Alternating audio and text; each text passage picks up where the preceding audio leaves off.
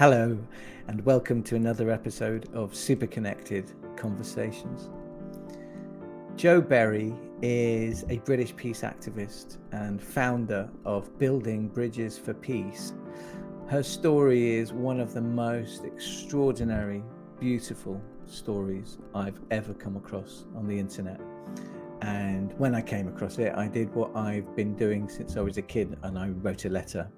Thankfully, she replied to that letter via Twitter, I think, and agreed to have this conversation. Most of Jo's work revolves around traveling to places in the world where there is conflict and talking to both sides sometimes to try and relax tension so that conversation can begin. And more than anything, empathy can begin. I really believe Jo carries quite a magical tool on her journeys in her work, and one that I can learn from, and maybe you can too. I don't know. Have a listen to this conversation and see what you think. The feelings coming through your fingertips. Don't slide for more. Don't slide for more. Hello, Jo. How are you? I'm good. Thanks for inviting me today. Oh no, thank you for agreeing to have this chat. It's been an interesting journey for me deciding to do this second series, because I didn't really have a plan for it, but I did think quite enjoying talking to people I've not met before and connecting online.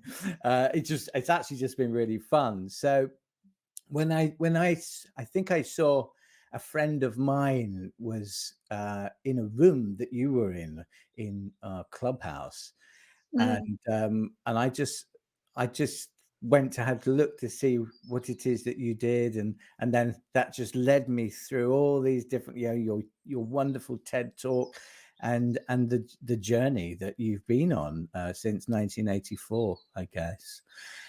Just for any listeners who aren't aware of your story, do you want to just talk a little about it? I know we could do an entire series on it, but would you want to say, just for anybody who's hearing about you for the first time? Yes, thank you. And let's just say I love Clubhouse. Yeah, me too. It's wonderful, isn't it? Yeah, I'm addicted. But anyway, meeting people there every day, I love it. Worst things to be addicted to, I think. I think, especially in lockdown. Yeah. So my story begins a long time ago, as you said, in 1984, when I was just 27. My father was a conservative politician, and he was attending the annual conference in Brighton. And on the morning of October the 12th, a bomb went off in the hotel which he was staying in, along with my stepmother. And he was killed alongside 4 others, and many injured. And it was the IRA who said they were responsible at the end of the day. And most people probably don't remember, but there was a time when the IRA was setting off bombs in London and all over England. And I never, ever thought my dad would be a target. I didn't live with any kind of fear or uncertainty. I definitely felt I lived in peacetime. And it was a terrible shock. I adored my dad. And it wasn't just losing my dad, it was losing the sense that I lived in peacetime. Because as soon as I heard my dad was dead, I felt I was part of a war. I was part of violent conflict. I couldn't go back to the person I had been, which was very much kind of free spirit, there to live life and have fun. And now I feel the burden, the responsibility of living in a conflict. And so 2 days later, I made a decision. I'm going to find a way of bringing something positive out of this. I'm going to understand those who killed my dad, because I don't want an enemy. And at that moment, I did. And the journey started of bringing something positive out of it. And back in 1984, I did not have a clue how to do this. I didn't even know how to cope with the feelings that I had. But there was this determination in me that has just got stronger and stronger. and it's shaped my whole life. I have a peace charity, Building Bridges for Peace. And 20 years ago, I decided to meet the man who'd planted the bomb which killed my dad. And his name was Patrick McGee. And he come out of prison through the peace process.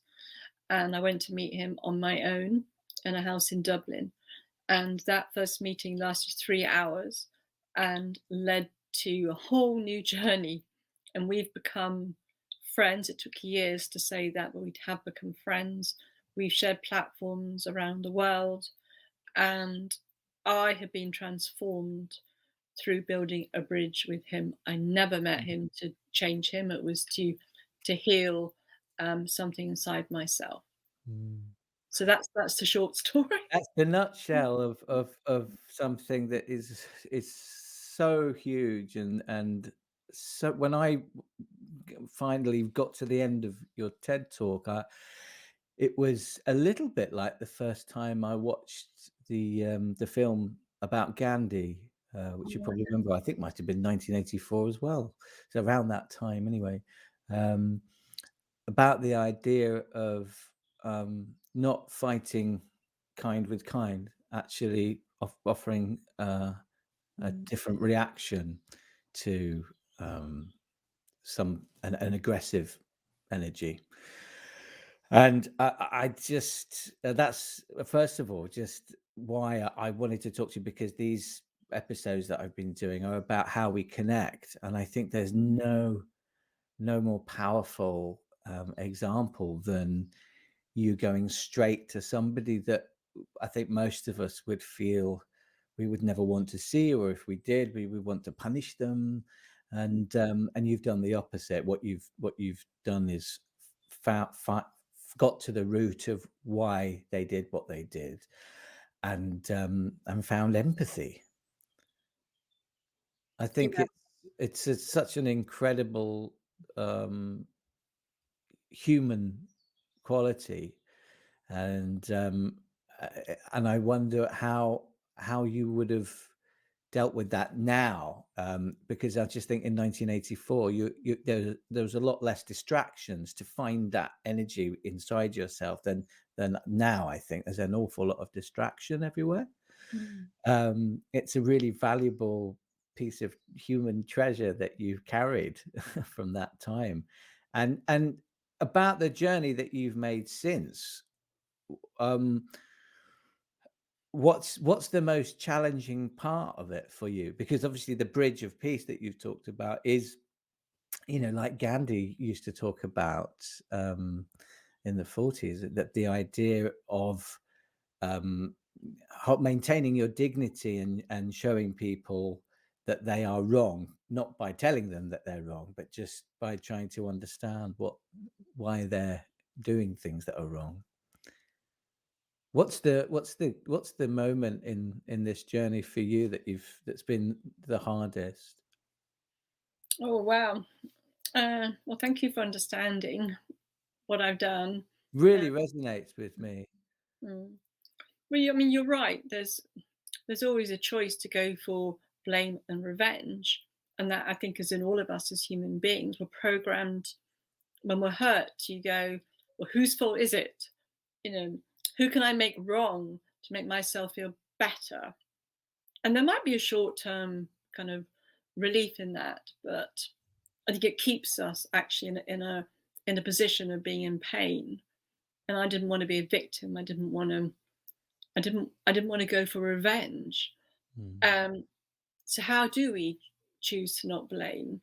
And that's been a life's work, and it's something that I still grapple in myself. And people think of me, oh Joe, you're so amazing. You must never want to blame anyone anymore. And it's not true. No, there mm, are there are times when all I want to do is hurt someone else. And occasionally I do, and then I mm, have to repair the harm. So the work on myself never changes. And I think the hardest bit always is when I want to hurt someone else, that to stop that response and choose a way of curiosity and empathy. Or sometimes I like to make myself wrong. I can be really hard on myself. And how Mm. do I change that impulse? So there's lots of outer things that have happened, like massive outer challenges, but it actually comes back to the internal impulse of how do I heal myself? How do I change those impulses so that I don't make myself wrong and someone else right? I don't beat myself up, don't blame myself. How can I forgive myself and give myself that empathy and compassion? Or when I'm feeling like I want to, I have 3 adult daughters, and if anyone ever hurts them, it is so much there, that need to punish someone, Mm. changing that response. That's all emotionally hard work. So when people come to me and they say, I couldn't do what you do, I'd go for revenge. I really get it. Like that's how we all are. And it's how can we change that? That's what really interests me, is how can we change that? Because at the moment, there is so much polarization going on. People have this righteousness, whether they take a position about all sorts of things, even within families. Families are split because Mm. of different views, even about whether to take the vaccine or not, let alone Brexit. Or, I mean, there's massive reasons why people feel at the moment really, Mm. really right. There's Um, rupture everywhere in our society, isn't there? yeah. And it's almost like it's now seen as something that like it's okay to do. And I mean, I'm always asked to. I do lots of restorative work and mediation, and there's always issues. And people go, "Well, do you understand the issues?" I go, "I don't care about the issues. What I'm going to do is help you to have a conversation, so you listen to people who have the different perspective, Mm. whether it's family or friends or colleagues. I'm actually not interested in the issue because that's not what to me, it's not what's important. It's Mm. how can we listen when we have differences, Yeah. and how can we get curious to go, okay, so you think that, tell me more. How I'm sure there are really good reasons why you are thinking what you're thinking, even though it's different to me. Yeah. Will you tell me? It's interesting. I've only just realized listening to you that I'd say most of the guests that I've been having conversations with have all got that sense of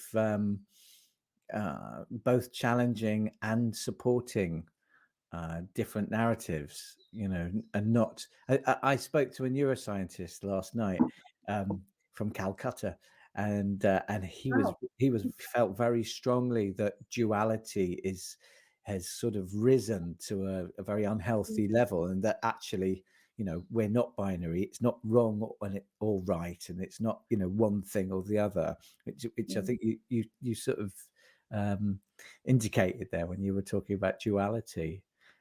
You must come up against that, a lot, especially in terms of peace work. mm. Well, it's everywhere. It's everywhere, and I think the root of conflict is about be able to justify that we're right so much that we're prepared to hurt other people. Mm. And I'm interested in how can we stop demonizing people? Mm. How can we challenge hatred? And you mentioned the word dignity. To me, that's really important. So, example, if I gone into my first meeting with Patrick and yelled at him and argued with him about history and told him that he was wrong and blamed him, then I would have actually taken his dignity away. He would have felt that, and Mm. he would not have changed. He would have become more cemented, more fixed in his sense of we were right, we were the oppressed. Your Yeah. dad had the power, they abused the power, which was his position. He would have stayed there, and I would have had one meeting. I would have left, and that would have Mm. been that.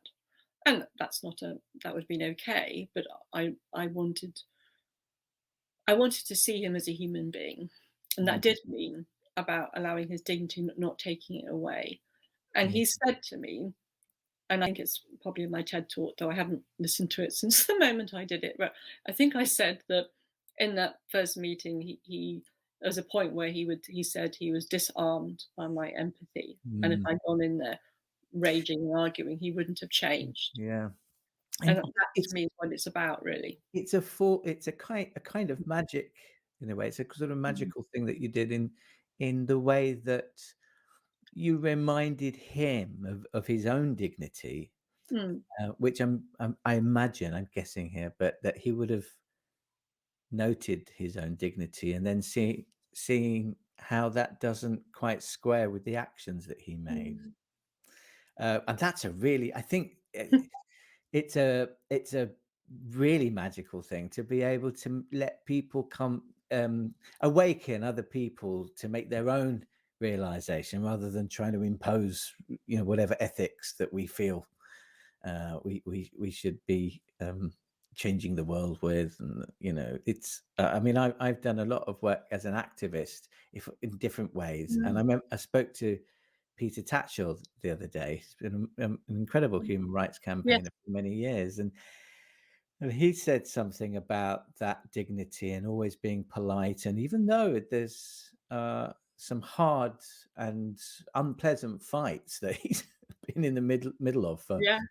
decades, he's always polite, even to the people that he's protesting Mm. against. And there's this, and that's the part that I guess that shocked me about social media and the way there's a huge lack of empathy.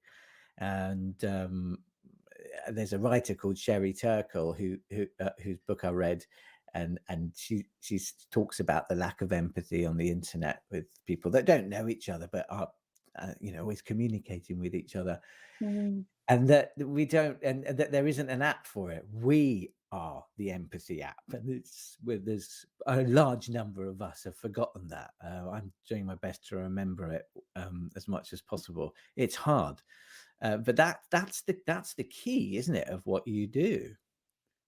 Yeah. Yeah, it is about, yeah, empathy.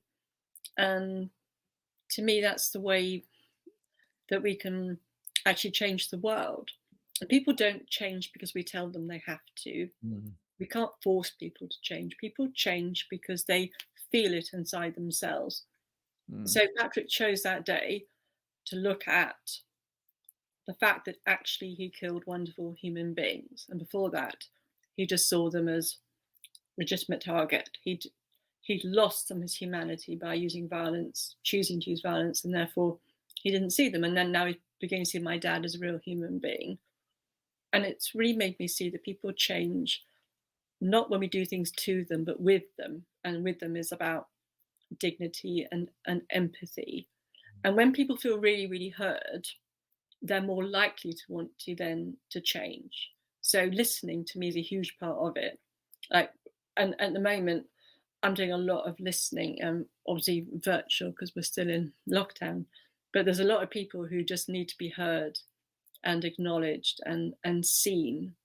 And I think mm. that is part of empathy, is that listening where we're not going to fix them, rescue them, therapize them, just give them our total attention.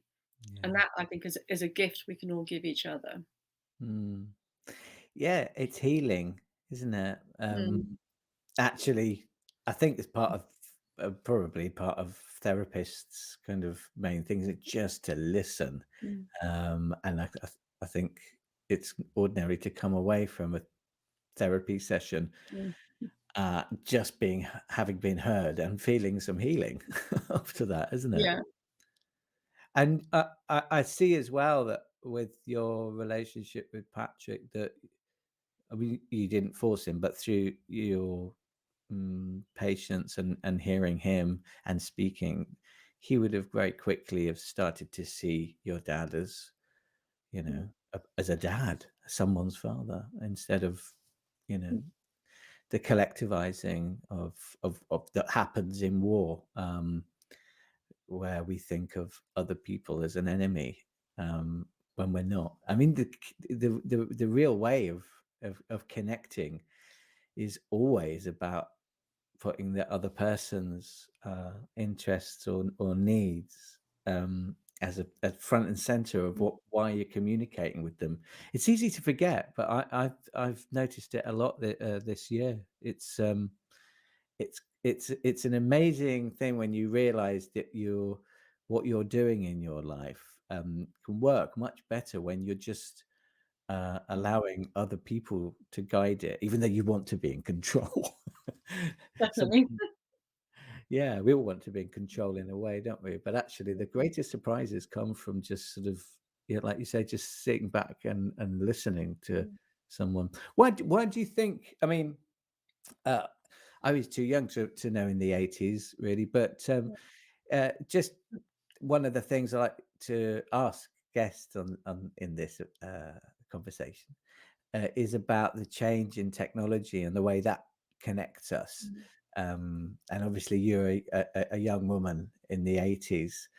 Um, what's that like to you when you look at your journey and see how it's all communication, isn't it? What you've been doing, your Yeah. journey. Um, It would have been, I think, so much easier in many ways because I could have Googled how to bring something positive out of a tragedy. mm, And I would have found so many things, because like there was no one around at that time, hardly, who I could meet. And I did find a few. mm, Um, and I could have connected with other people who felt like I felt. I've been very, very alone. Not now, obviously, but there were many, many decades very alone with what I was carrying and what I wanted to do. Um, and I mean, but having said that, I'll give you an example. People had other ways to do things. I went to Belfast in 85, 86, and at that time, it was a war zone. It was so different to peacetime in London. British tanks everywhere, British soldiers stopping us at checkpoints, checking bags as you go into shops, mm, whole streets that had been bombed.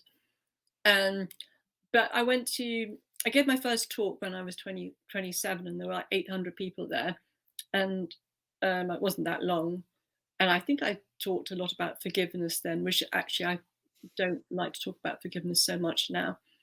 And someone said that they wanted to um, send out what I'd said. So I wrote a few lines down and must have sent it as a letter to her. And then she photocopied it and she sent it out probably to about 1,000 people all around Northern Ireland. And physically. yeah, she just Evident. sent it out to Mm, prisons she just was like, people have to know this. And mm, then I got some letters back, and some of them was from someone in prison who was part of the INLA, which is like a breakaway group of the IRA. And I've mm. still got those letters.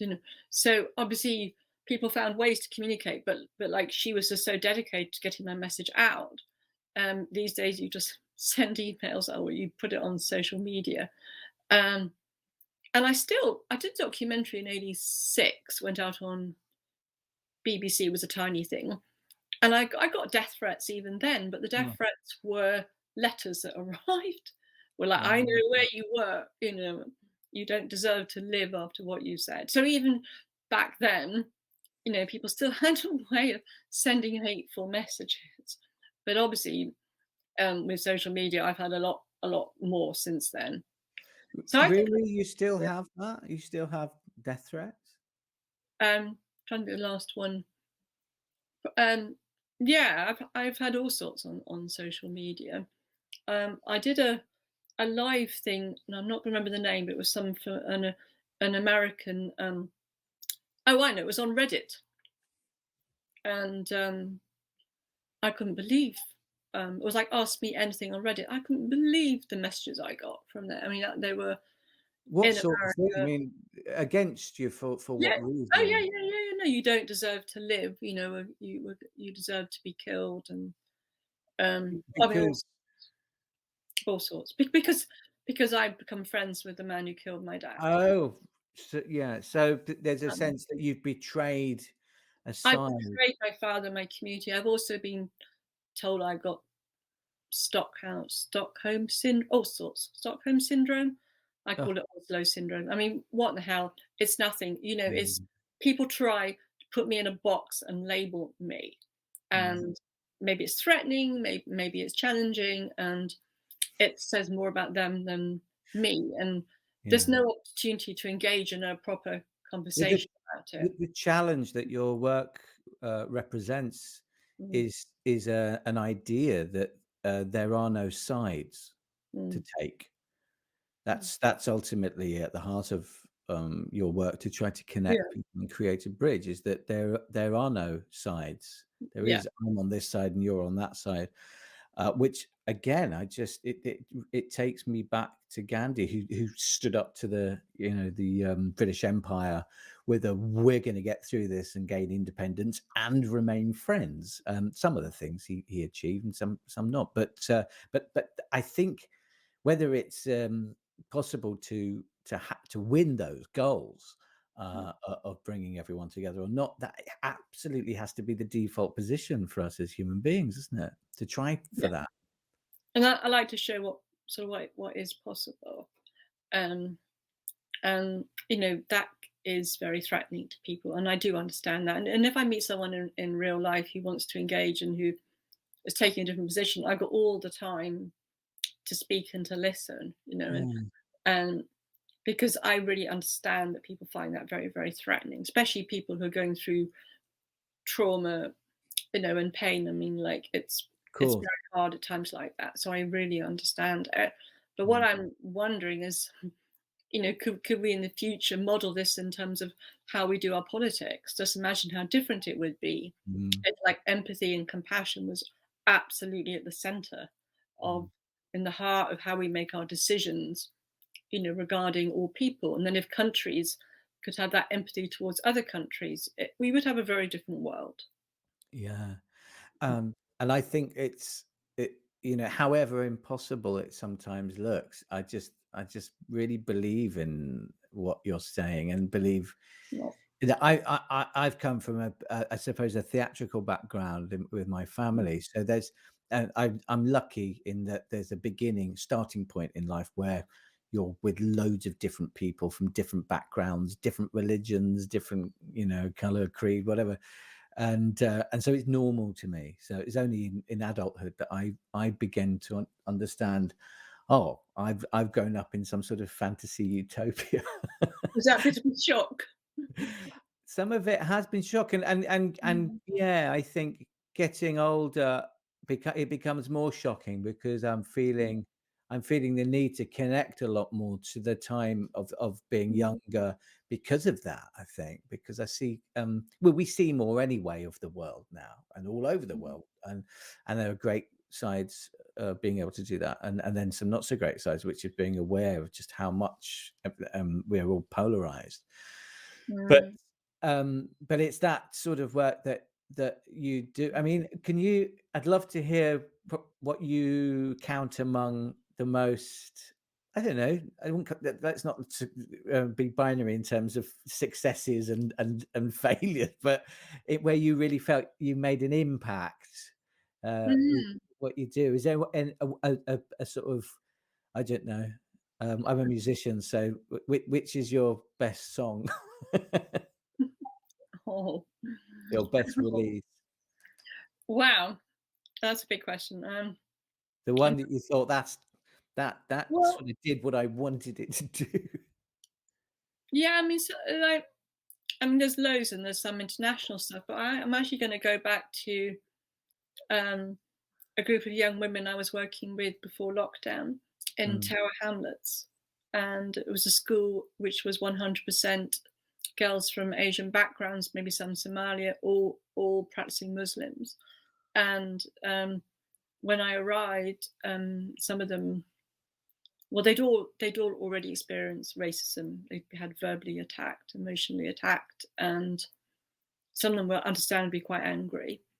And I listened to them. I listened to them a lot and acknowledged them and validated them. And each week I went in, they had more to share about what they'd been through. And then they decided they want to do a project to create change in the world, and I supported them in that. And at the end, some of them said to me things like, "I now know that my anger can be used to create change in the world, and I don't think it would have been if I hadn't met you." And the mm, one that really, really touched me was when she said, "I've never been listened to before by a white person who's older than me, who's not just listened to me, but sees me and knows that I have something to say. And I think that meant a lot to me, because every time I work with young people, and it's all, it's white young people as well, I always say to them, you have a really hard time and you all have a voice and you can Mm. all make a difference in the world. And I see you all as positive change makers. And I recognize that, especially now during lockdown, but even before, it is hard being a young person with the world that you've inherited. But the fact that especially this one young woman who, I mean, it's tragic that she hadn't felt heard by a white person before, and that really, really touched me. And it saw like, my story, I don't need to share my story anymore, but there's a reason I share it. And it gives me credibility of young people. And through telling the story, they get the message that I Mm. see them, that I'm interested in them, that I care. Mm. And they feel, they somehow feel heard within my story. And that's a gift. And it's a gift every time, any young people stay behind and share their story with me or write to me. And that's, to me, that's just as important as going to different parts of the world. I was in India last year speaking, which was an amazing experience going back there, because I was there before my dad had been killed. And some international work, yes, it's amazing, I love it, but actually I want to just go back to what's happening right now in our country. And Yes. it's tiny grassroots stuff. It's not going to get me awards or rich or anything, but it's that it just feels so important. Does that make sense? Like those conversations, I know they're never going to forget me, and I'm never going to forget them either. It's two-way for sure. Mm. Oh gosh, they'll I mean that's the connection that lasts, isn't it? And I'm sure you Mm. wouldn't be surprised if you heard from her at any time. And Mhm. it's a really what a beautiful story. And again, comes back to being heard. Connecting and communication isn't Mm. just about broadcast. He says in the middle of a broadcast, but it is the listening, the art of hearing, Mhm. and also hearing what someone who lives and experiences life completely differently to the way we do. Mm. Yeah. And I also always say, it's not okay that you experience this racism. I call it out. Like I really do call it out. We need to. Um, and I think that's the other part of it, that I'm not going to demonize those that do it. I mean, we all have our stories. Last year, one of my daughters was she walked to the Black Lives Matter march in London. I've got three daughters who all seem to be activists. I don't know why, but they seem to be. I can't imagine. So and then she was in the park, and she looked up, and there was a group of white guys, very drunk, coming towards her in an aggressive way.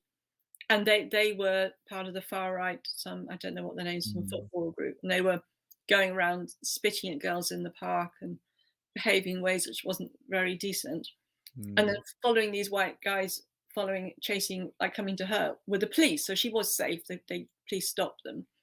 And I mean, the anger I felt towards those men, I was like, what sure. makes it think, or how do you think it's okay to go and spit and be abusive to girls sitting in the park? And then I thought, well, they've got their stories as well. They've, at the start, it was alcohol induced. It doesn't excuse it at all, but they have their Mm, stories. What makes them get up and feel it's okay to shout at other people and who mm, they see as their enemy? And so how can we hear those stories? So it just makes me think that everybody has their story. It's never okay to be abusive or racist or judgmental. But if we can find a way to hear people's stories, then can we bring together communities who've been mm. hurt by each other or seemingly hurt? I don't know. I'm just sort of interested in how do we heal the conflicts and the rifts that we have in the UK at the moment. Something about about conflict, and it strikes me that it's our inability to action change or our fear. Fear. Um, Mm. because it, you know, for um, I've been listening on Clubhouse actually to a lot of the trans rights Oh, groups yeah. who are actually, as a community, I think mostly feel unheard. Like Yes. you were saying, just that no one's listening. And then I try to imagine who are the people who they feel are not listening. Well, it's sort of people who are fearful of their lives changing, or the life that they know, the life that they've worked out how to manage finally, and then something new happens, and there's a simpler version of that, isn't there? I think we all do it when there's something in our own lives, anything, tiny little thing, Mm. and we're like, I have it all the time, and I'm like, I don't want to do that. It's not my. And then I'm trying now these days, always just go, just do it, just try it, and invariably, whatever it is, it might be just phoning somebody. I said I'd call, and I'm like, I'll say I've got a cold or something, but just pushing yourself into something that you imagine is uncomfortable. Out of your comfort zone, you're talking about, Yeah, maybe. and part of me thinks that partial roots of conflict going on, and there being new conflicts all the time in communities, is that fear just to go, oh, okay, let's do it. And I think it was the same, certainly with the LGBT community, in the 60s and the 70s, when that really started to become militant, like that Mm. we have rights too. And there were some people who fought against it, and some people who went, oh, all right, if you must. And then, and slowly, we evolve into this acceptance.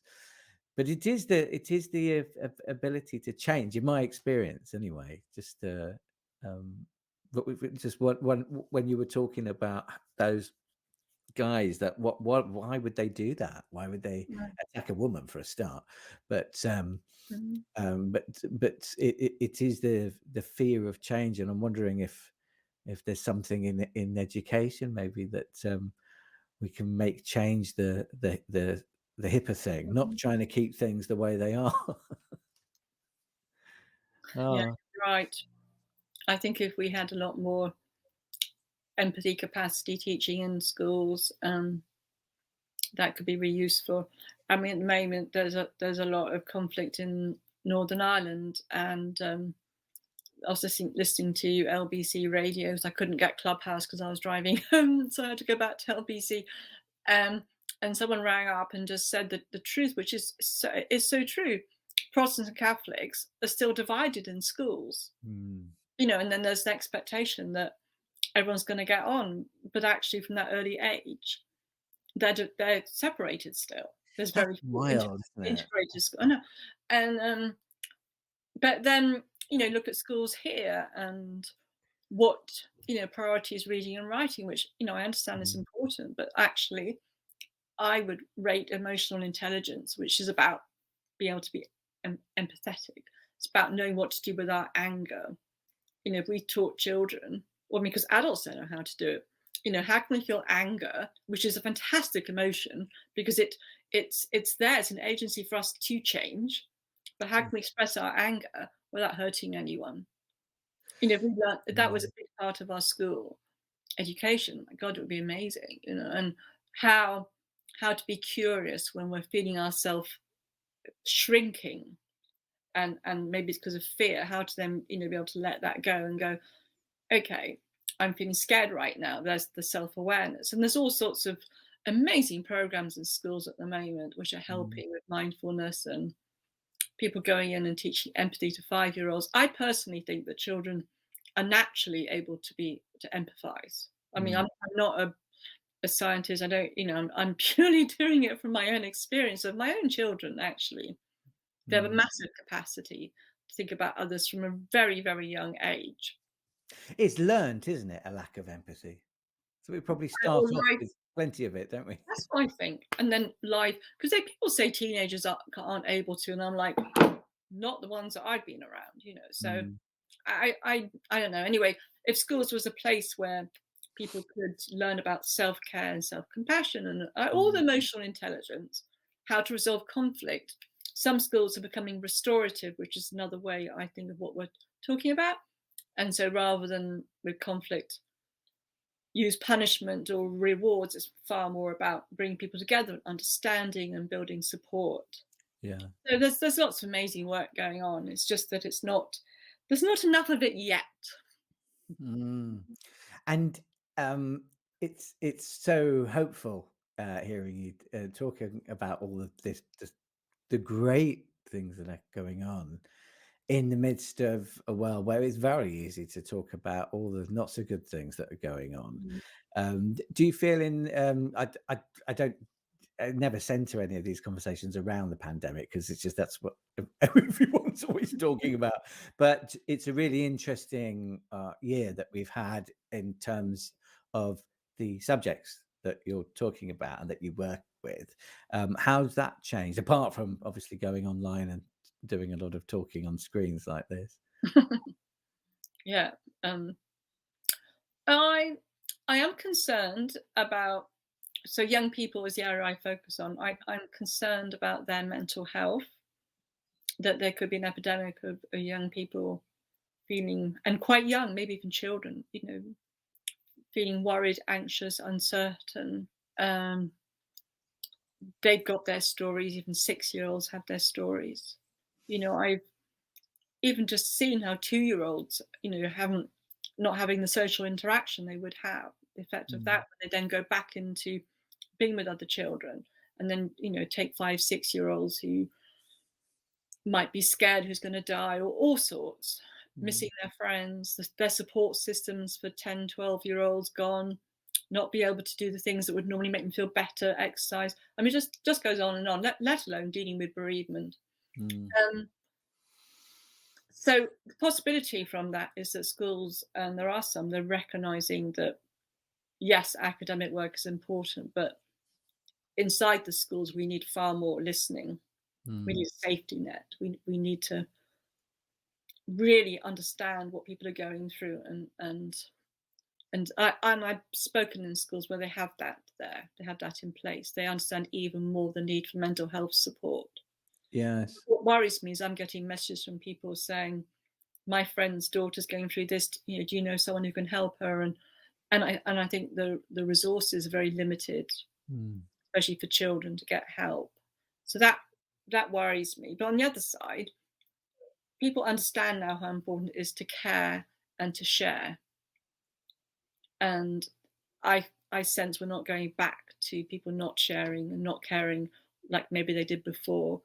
And people understand also that lives can change in a second.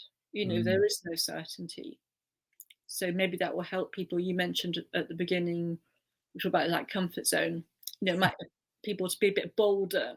Okay, I don't know, I'm gonna make my life really important. And actually what is important is making sure that I make a difference in the world. And I think that's the other side mm. of it. Out of pain and trauma can come people recognizing their pain can be used to create change in the world. And that I think is going to be a much more driving force for people, because everything else can just go away. Yeah. There is no security anymore because we know the world can just change. And I Mm, think it's always been true, but now people know it in every cell in their body. There's that uncertainty. mm. I love that what you say, that the pain and trauma can be transformed into something that makes the world a better place. It's the ultimate alchemy in a way, isn't it? Exactly. But we Yeah. do need support to do it. But Uh, you're right, that is the ultimate alchemy. Yeah.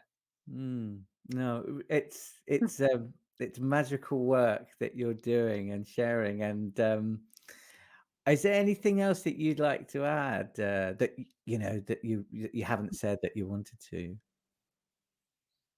Oh, Tim, I'm always like afterwards, I always go, "Oh, I didn't say this or that." At the time, I'm like, "Okay." Well, I suppose let's just end it with one thing that we can all do when we're having a hard time, and there might be people hearing this, is to Mm, really know that we're all doing our best. These are hard times, and to be kind to ourselves. I think it does start with that. And if I'd known about being kind to myself in my 20s or my teens, I would have had a very different life because I didn't know that.